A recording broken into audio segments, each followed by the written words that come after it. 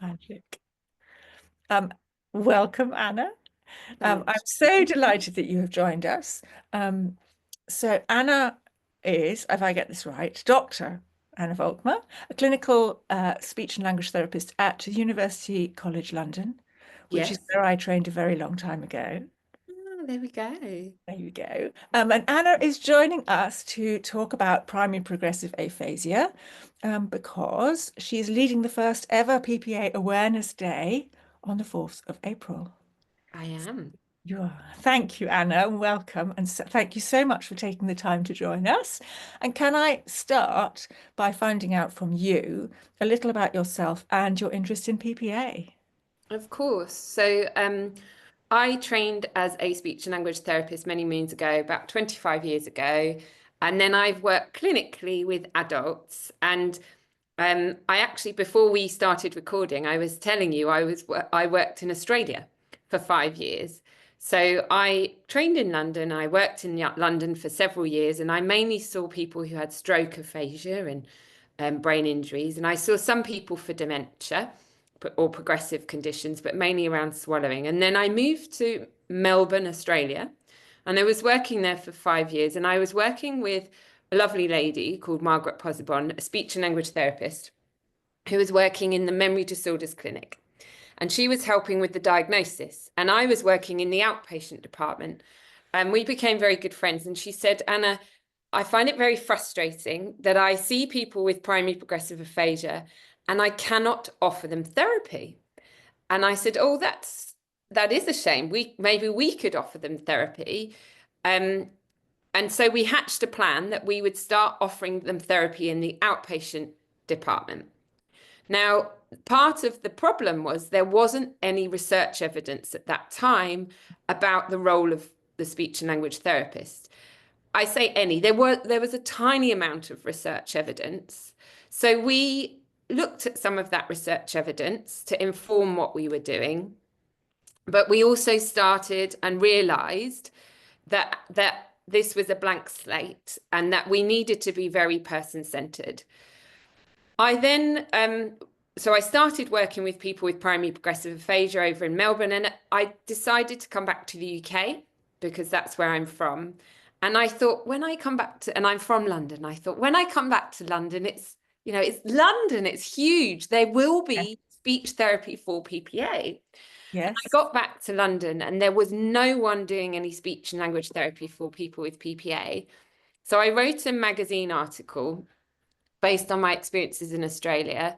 And then I was contacted by several people as a consequence, including a book publisher who asked me to write a book. And I thought, I can't write a book on this, but and then I thought, well, maybe I could have a go. Why not? Yeah. Yes.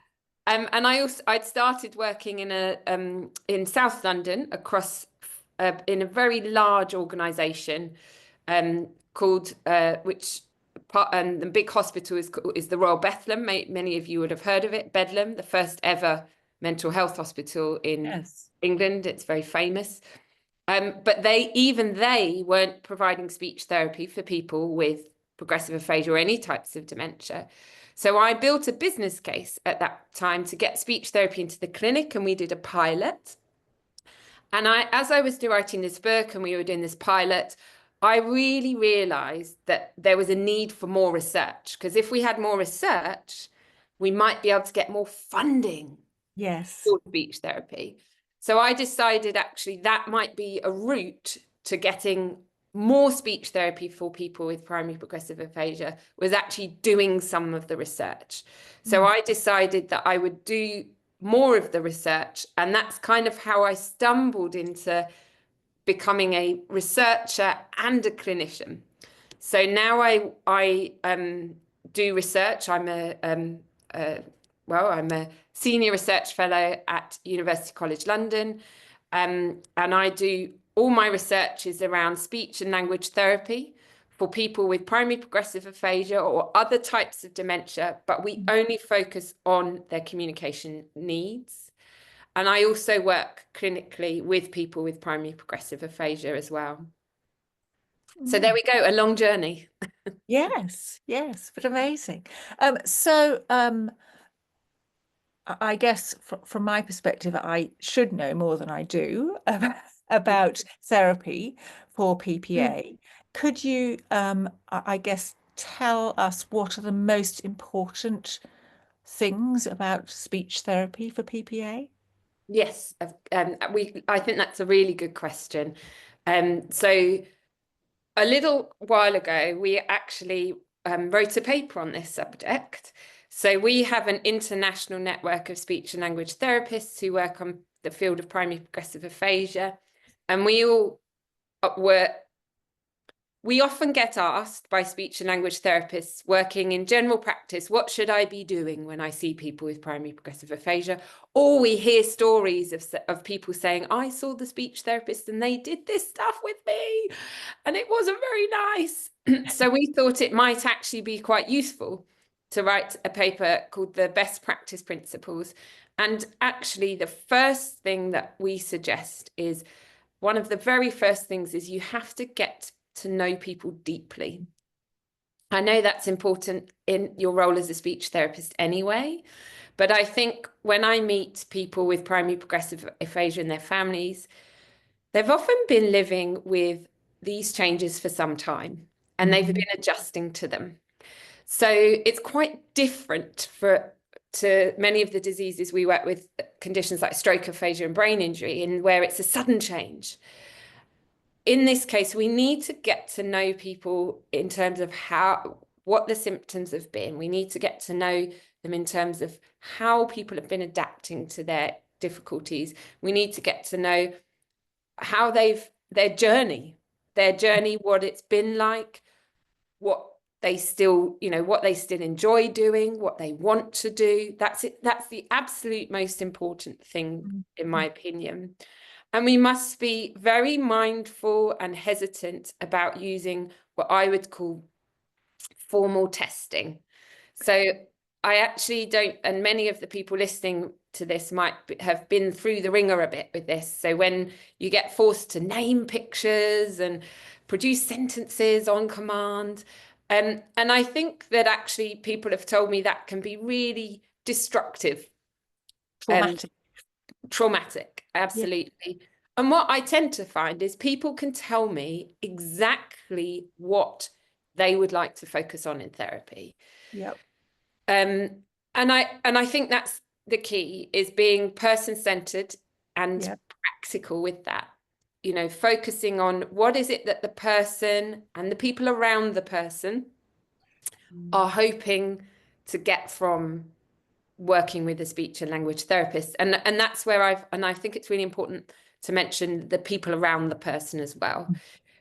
So speech and language therapy needs to be with all the people in the interaction. It's really, really important because it's happening not just to the person, but also to all the people around them. Yeah.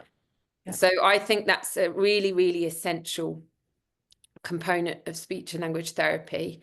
And then I think that speech and language therapy we do needs to be tailored to a disease trajectory, which is and that's a technical way of saying we need to make sure when we're doing speech therapy with people with PPA that we're not aiming for unrealistic things, because PPA is not like stroke. So people with stroke are on an upwards, they're improving, or their disease isn't getting worse. Whereas people with PPA, we do not have any treatments to stop this disease. So we need to be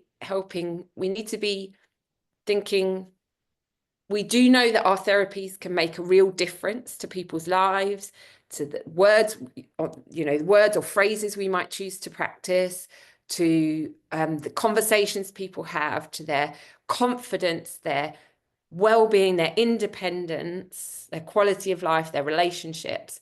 But what we cannot do is reverse the disease or stop the disease. I think that's really, really important. And then the final thing to say is that speech and language therapy needs to walk alongside people. So it can't just be in one bit of 4, 5, 6 sessions. It needs to I say to people often that you dip in and out of speech and language therapy throughout your journey. Yes. So are there specific activities that you would do to support families affected by PPA? What particular kind of therapy activities would you do? So you're priming me. This is lovely. Thanks for my research. So, One of our key questions that came through, there we go. what do So you my do? research has focused on, so what I've found actually is in my clinical experience is people don't come to speech therapy saying, I want to say 10 words perfectly. They tend to come to speech therapy and say, I want to be a father, a wife. I want to be a grandparent. I want to be able to have conversations with families and friends. And that was the conversations I was having in clinic, people telling me they wanted to be able to maintain conversations and families and friends Mm. and relationships with families and friends, sorry. And I actually checked that. So one of our pieces of research we led, or I led, was across 17 countries throughout the world. We asked groups of people with PPA and their family members what they most wanted to change about their lives with PPA.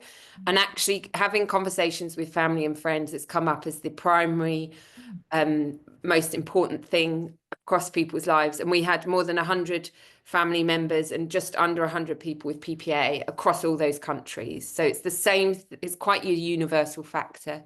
Yeah. Now, the research in general has focused on word practice, and Yeah. but actually, based on this clinical experience, I was working with people around trying to help them with their conversations. So my research has actually honed in on that. So up until now, most of the research on conversation therapies for people with has been in the field of stroke aphasia. So I focused on adapting, refining, and developing resources that are actually going to meet the needs of people with PPA. And we do this work. We call it communication partner training, and we invite people to come. It does come with a partner, a spouse, or an adult child, or a neighbour, or whoever, a good friend, somebody they have conversations with, and we make video recordings of them having a typical conversation, and then we sit down with them and work out together what is it about the conversation that is working well, because lots of the time people are doing things, both people are Yeah. doing things that help the conversation Yeah. flow and move Yeah. along and help you get the words out, but you don't even realize what you're doing. So it's often really useful to actually look and see what you're doing so you know that you can do more of it. And there can be some things that everyone in the conversation is doing that we think help, that you think helps, and you don't realize is actually not always helping. You're doing it because you think it would be useful. And actually, when we look at the video, we find, oh, I didn't realize that that's the effect that had. I might stop doing that. Yeah.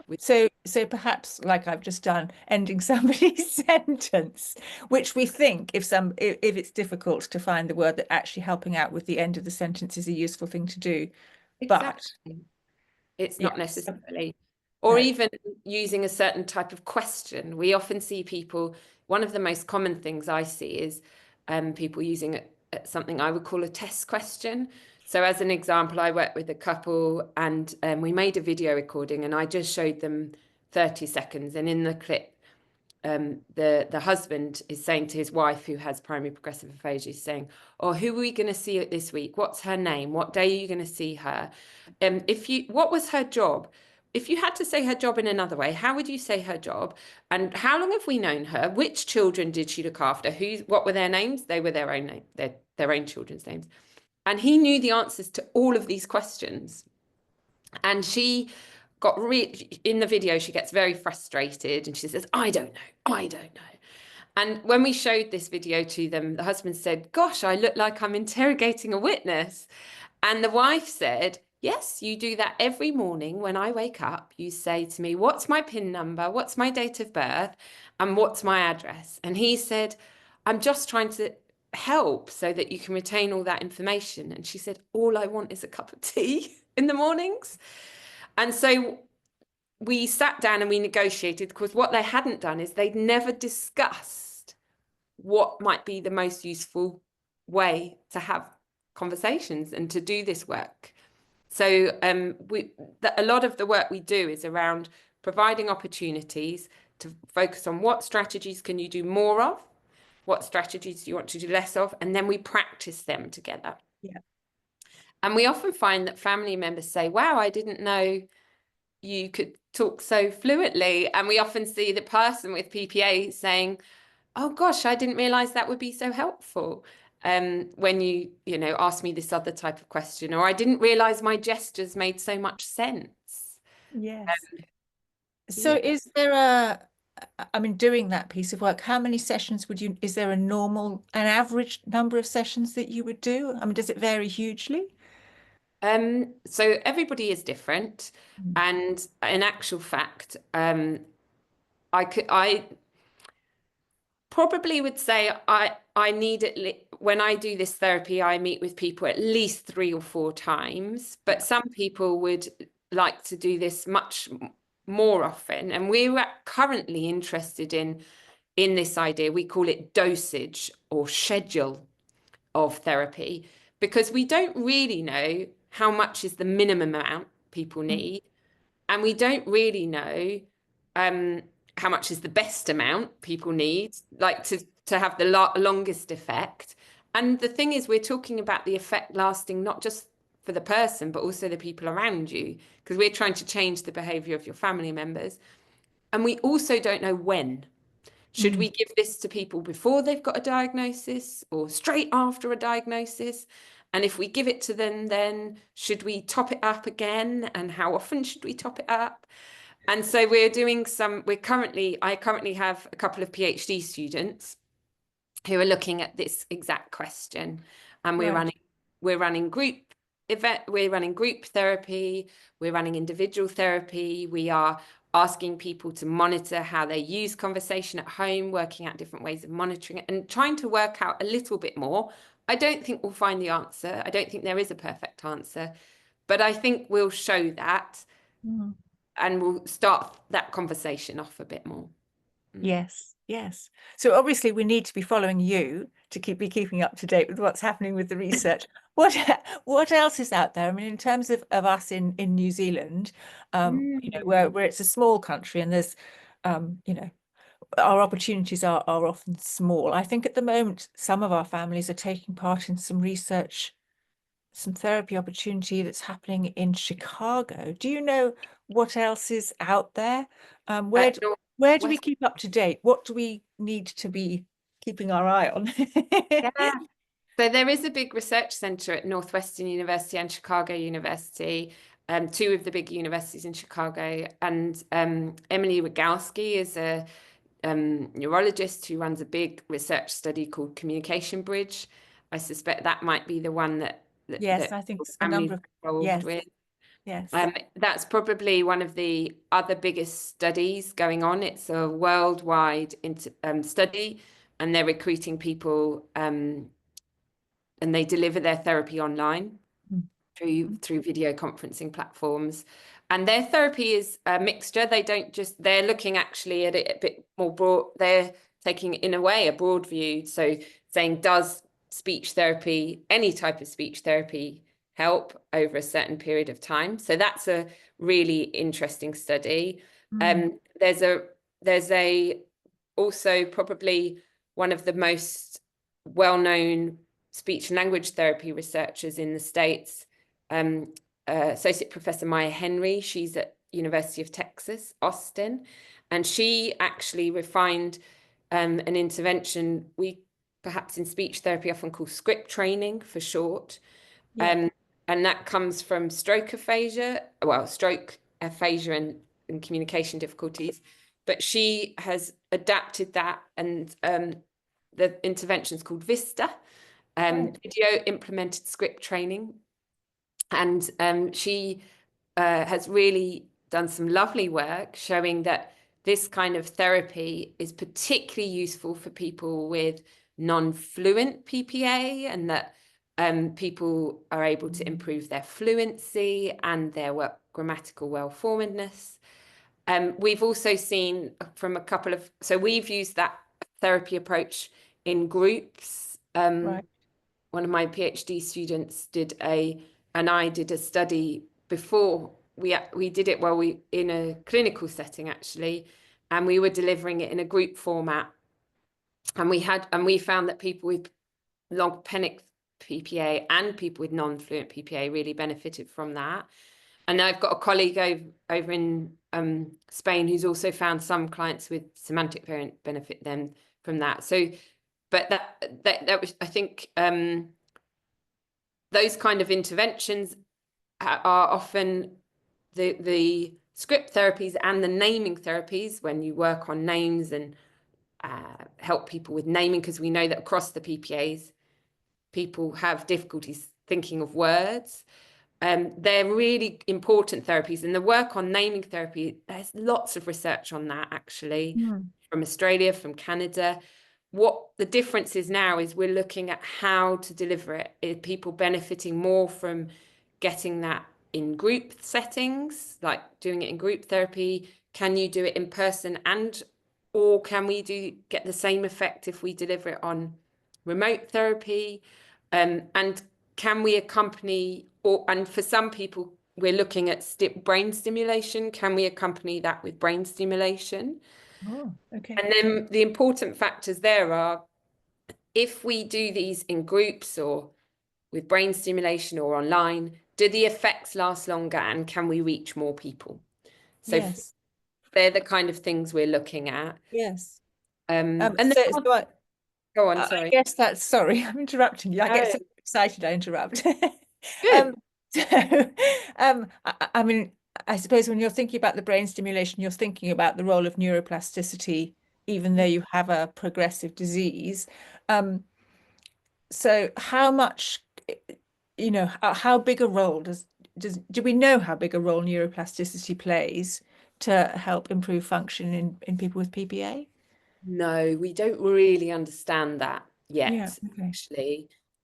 What we know is that, so I often, when I describe these kind of interventions like naming, or when we focus on keeping words or phrases, we know that if we work on them, they need to be things that are personally relevant and that people use regularly, and that people need to keep practicing, otherwise the effect wears off. Yeah. But those kind of things don't tell us much about neuroplasticity. So the concept of neuroplasticity suggests that other parts of our brain can take over the job, if you will. And there is a theory that if we can maintain practice, we can, for example, so our language centers are in the left side of our brain, but whether we can perhaps basically employ some of the right hemisphere functions, particularly frontal lobe functions, to start doing the job of the left language centers. So we automatize some of our speech, and as in our articulatory patterns. It's a bit like driving. We don't, when people learn to drive and it becomes auto, or riding a bike, when you're learning it, you use one part of a brain, but when you've been doing it for years, you just hop on a bike, you can't even think what you're doing, you just pedal. And there is that phrase, it's just like riding a bike, it becomes easy, right? And that's kind of the idea. Can we move from just having to think about the words, people, not use the language centers and automatize things in a way? But we don't really have evidence that that's actually what people are able to do. And we don't know because many times those parts of the brain are also at risk, because people are experiencing gradual, widespread atrophy across the frontal lobe areas. So we don't really understand whether what we're doing there is simply economizing. Does that make sense? Yes. So using what we've got left in our brain and Yes. using it well. Yes. Are we doing that? or are we helping other bits of the brain? Yes. So I guess things like, if you then think about singing, is that then helpful from a language production point of view? Or is it just that, maybe the articulation, I suppose, is helped by singing? And then is there also, if you're singing in a choir setting, is the socialization aspect the most helpful thing? Okay. What I would say is that every patient I've ever had who's done choirs and singing has enjoyed it. Yes. Anyone who's done it for a longer periods, and so it's definitely not the wrong thing to do. No. Categorically, it's the right thing. If it's not everybody's bag, so that's important to say. Um, Yes, you're not going to take it up No, if you've exactly. never done it. No, some people might, but generally, yeah, a lot. Some people just enjoyed going to choirs and singing, but you're not going to be it's not. But what I would say is that there must. I mean, from a logical perspective, using and kind of piggybacking and using and exercising things like pitch and tone and articulation cannot be a bad thing. Yeah. We just don't have evidence that it helps with speech and language at No. all. And Yeah. I hear people saying all the time, like um, I've got two people who've recently said to me, "Oh, my partners who are quite profoundly impaired and severely impaired. We've worked with people playing they've learned to play an iPad, like a simple iPad game, and they've really enjoyed it, and it's been really stimulating. And I think they're talking more. Mm. And I cannot tell you if that's actually anything. I can't tell you what the function is there. And Yeah. it is possible that somebody is able to interact better because they're getting more pleasure from it. And I guess that if you come back to thinking about anybody without a communication difficulty, if you're in an environment where you feel comfortable, confident, you're getting a lot of pleasure out of an interaction, you're probably going to do more in that interaction. Yes. So I think what my theory would be is that many of these things like singing and choirs and iPad games, actually there's multiple factors coming in that impact on a person's ability to participate. Yep. And Yep. we cannot just pinpoint it on one thing. Yes. And that actually feeling comfortable, having that sense of enjoyment and feeling confident that you're able to do it, Yeah, um, are all huge. I mean, for all of us, I guess, in all sorts of circumstances, those exactly. things can make or break a situation for us all. Um, Exactly. A yeah. sense of success is, yeah, exactly. It makes or breaks it for everybody. Yeah. Um, Another question from me, this one. And we've talked a bit about supported conversation training.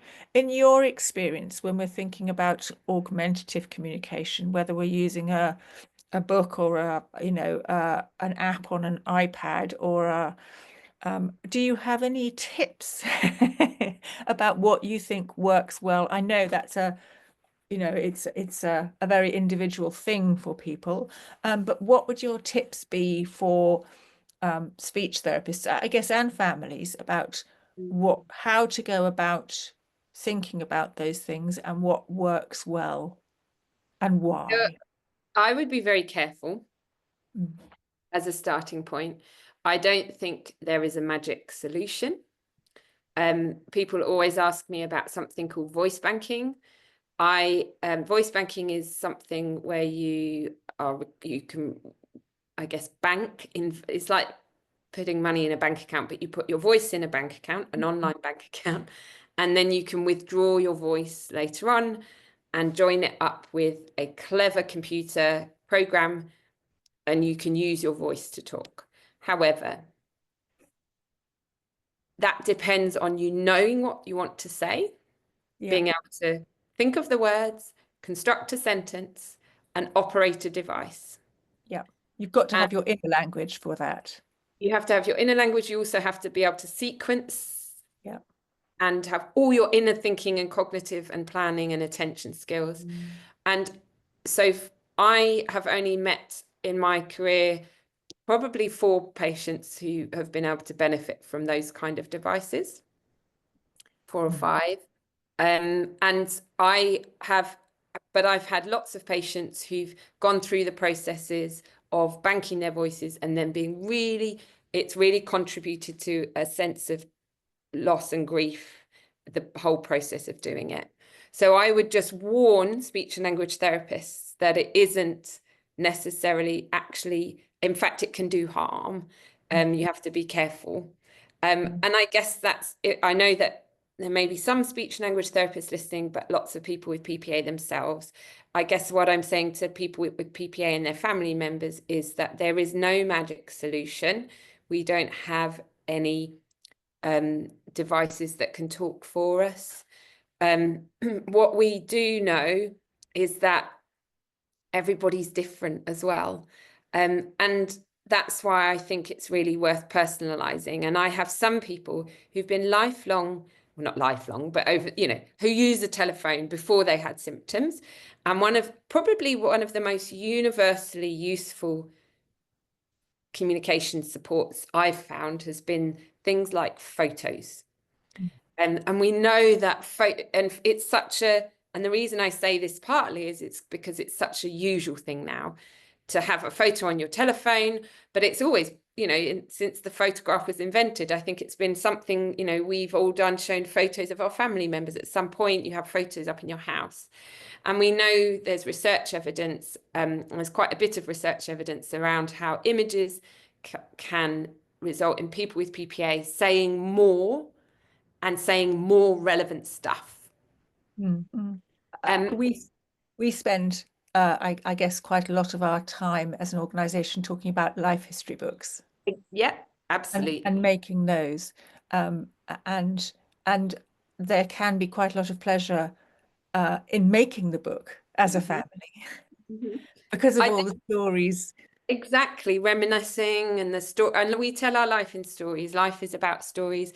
And when we say life history book, for some people, I tend to find for some people that is it might not be, some people with PPA aren't as interested in talking about the whole of their lives. So for some people, the life is about the now history as well.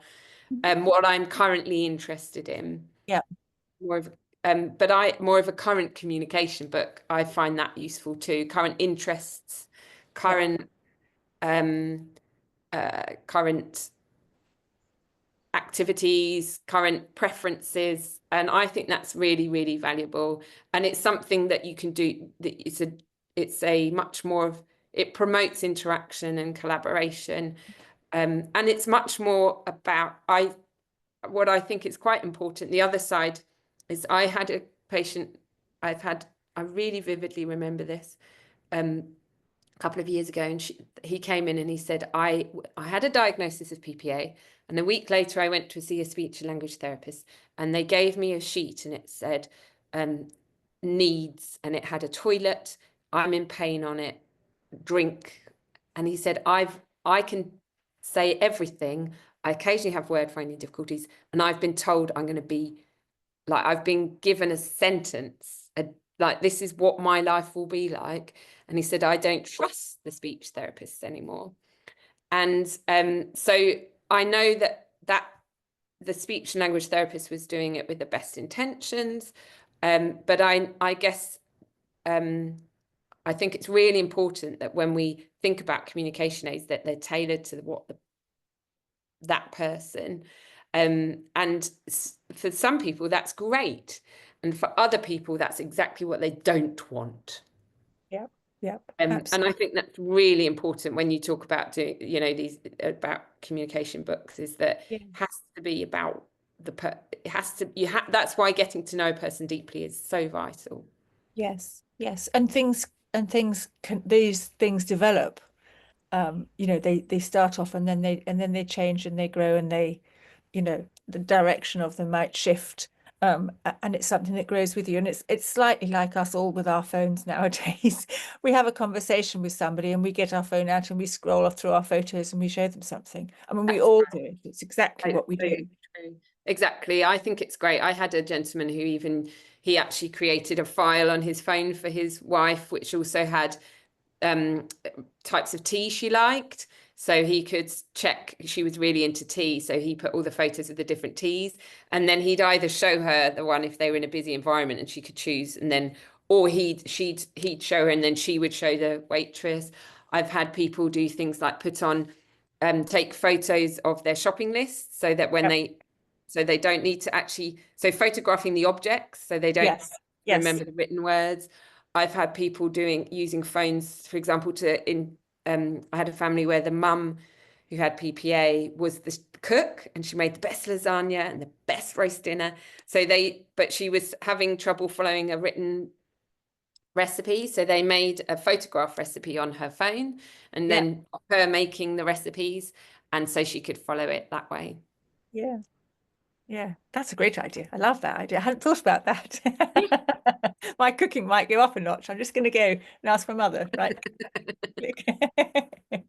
Um, I have another question here from someone who says they used to enjoy painting, and Mhm. now when they look at a blank canvas, they don't know where to start. And is there a link between PPA and creativity or art? Is that then I guess my thought is this just a general, more frontal lobe kind of function thing? What's your thoughts about? Yeah, it strikes me as most likely that it's to do with lots of people say to me, I just can't think of an idea now. Some people say, or I don't know what to say, or I don't know where to start. I had another artist actually said that to me that they didn't know where to start. But I've had people say that in conversation as well. And I don't think it's to do with language as such. I think it's to do perhaps with something much higher level in our cognitive functioning than that. Um, but one the gentleman who was an artist, he actually found it really useful to rather than having a blank canvas, but was to start with a canvas which already had something on it. Mm. So he was interested. So he really enjoyed.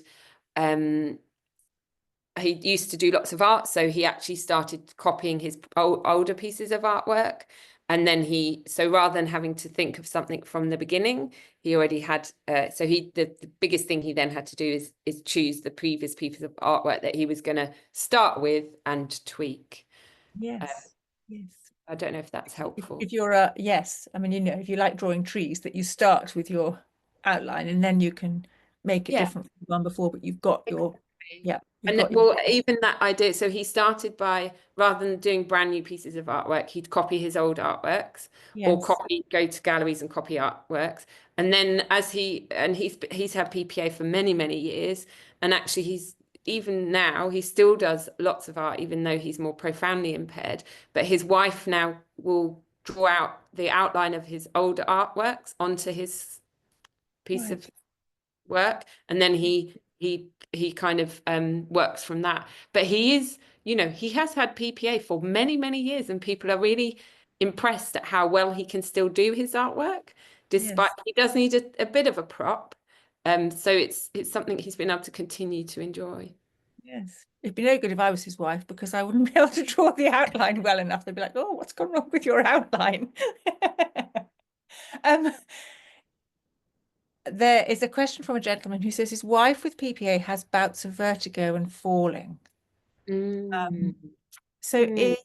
is there a link between PPA and other sort of neurological conditions? There is, and it's really hard to explain a link between Yeah, PPA and I know. neurological conditions, but I one of my students came up with this analogy recently and we were talking about it and we were saying that, occasionally we develop a cough, Yeah. which is a symptom, and then your cough might just be a cough, but it might also be the beginning of a cold. It could be to do with an allergy. It can be to do with full-on flu. It could be to do with various underlying diseases. and you often don't know until a few days have gone by. Primary progressive aphasia is a little bit like that. Let's take, for example, non-fluent. It's particularly like that. So non-fluent PPA is the symptom. It describes the first things we notice that are happening to the person. Over time, when somebody has non-fluent PPA, everybody progresses, but you develop additional symptoms. Like with a cough, you might also develop a runny nose, or you might also become a bit chesty. With non-fluent PPA, you might also develop problems with mobility or problems with vision or have falls. And that can tell us a bit more about the underlying disease pathology, the protein that might be causing this problem in your brain. It's very hard for us to know what the protein is that's causing this problem in your brain for definite. In actual fact, one can never know for definite until after death, if one chooses to look into somebody's brain. In life, we are not currently able to get that detailed information from inside somebody's brain. So yes, for many people, falls can be another symptom that's starting to tell us something about another neurological disorder. So my suggestion would be to go back to a neurologist who might help you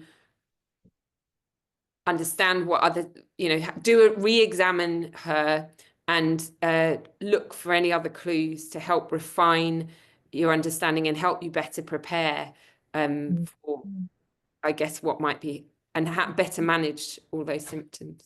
Yeah, because I mean, the tendency, I suppose, is when you have a disease like PPA, that any new symptom you also then ascribe to that disease process, and there's always the possibility it's completely unrelated. There is a possibility, yes, although I think, and that's why it's important to go back actually to Yeah. a neurologist, and because there are some things that might be reversible actually, um, Yes, yes. And and then the it ear might be problem might be, unrelated. yes, yes, Exactly. And yes, that's actually a really good point. That's why it's really important to go back and check, yes, and don't assume.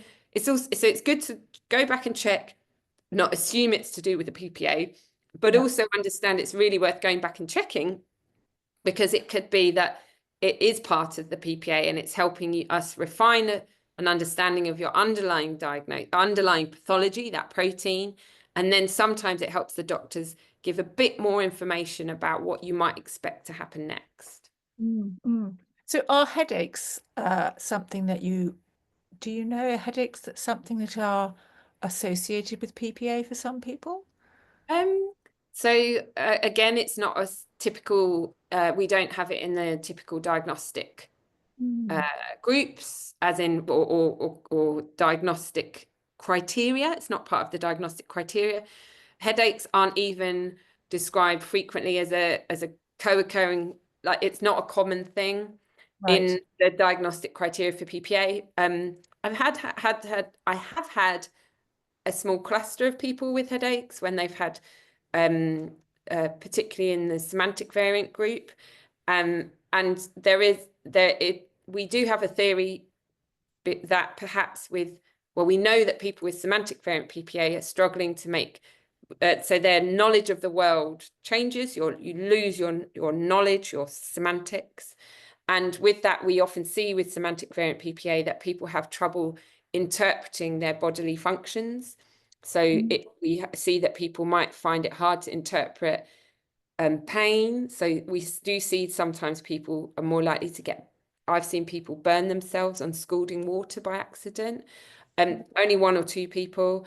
I have also seen people have real problems managing saliva because it's a sensory experience. Again, not lots of people.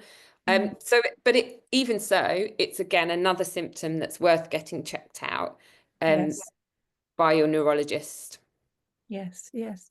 One of my last questions that came into us was about sound wave therapy.